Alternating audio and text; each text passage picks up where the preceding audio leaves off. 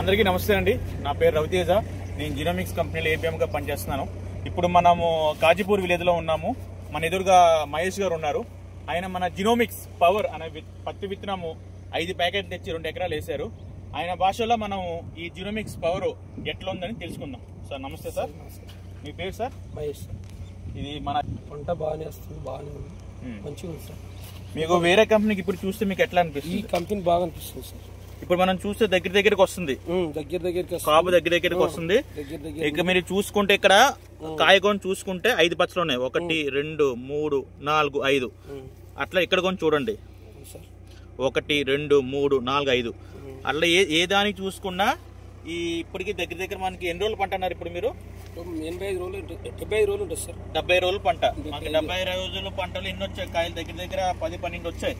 So సుమారు మనకి ఏంటంటే ఇంకా 120 రోజులు పంట అయ్యేసరికి సుమారు మనకి 70 నుంచి 80 కాయలు వస్తాయి. సో ప్రతి దానికి మనకి 5 పచ్చలు ఉన్నాయి.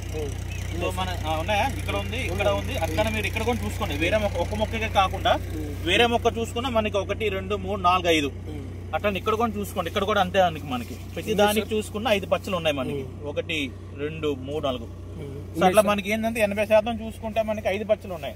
సో దానివల్ల మనకి ఏం లాభం అంటే మనకి వెయిట్ ఎక్కువ వస్తుంది, పత్తి ఎక్కువ వస్తుంది, అదే మనకి దిగుబడి కూడా ఎక్కువ. దీనికి మందు ఏమైనా కొట్టారా? మందు కొట్టలేదు సార్. ఈ వరకు వర్షాలు చేయబట్టి మందు లేదు. సో ఇంత ఇప్పుడు విత్తనము మూలకప్పటి నుంచి మందులు ఇంతవరకు ఒక మందు కూడా కొట్టలేదు.